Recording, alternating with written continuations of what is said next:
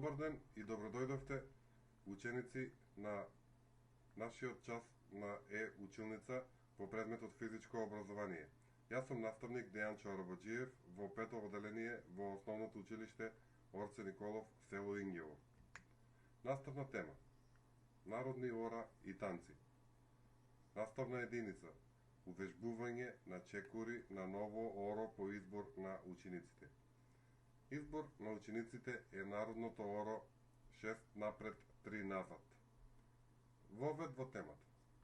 Република Северна Македонија изобилува со големо фолклорно и културно наследство.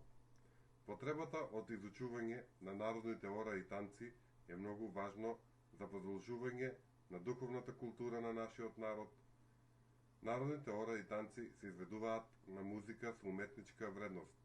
Движењата во народните ора и танци најчесто се повторуваат.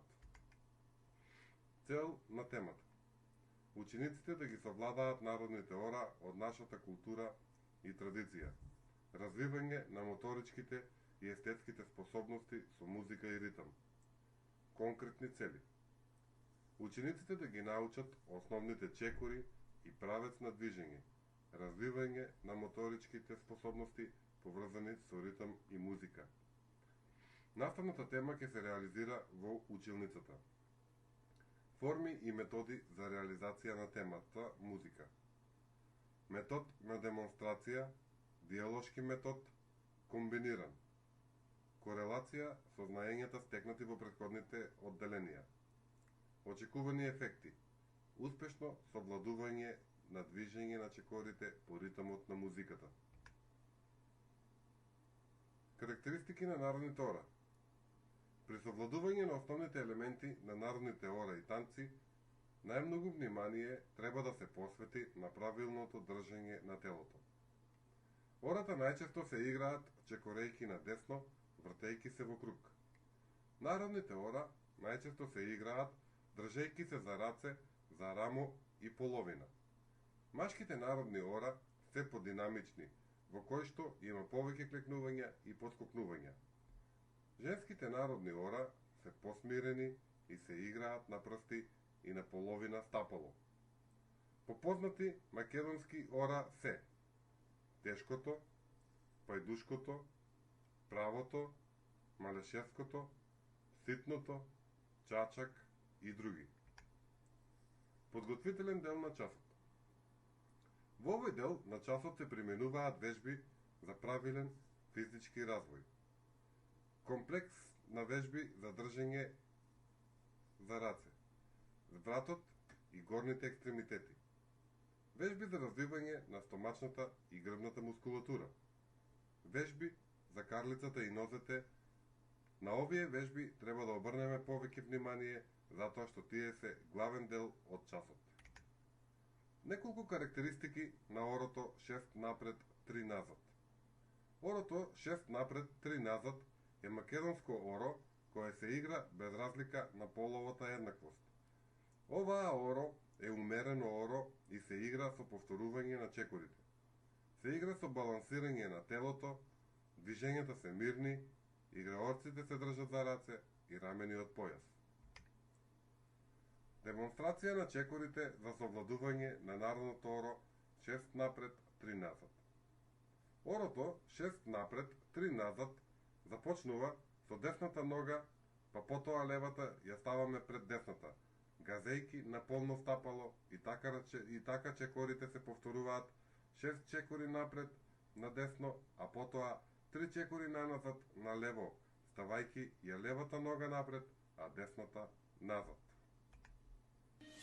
Изведба на орото 6 напред, 3 назад со музика и кореографија.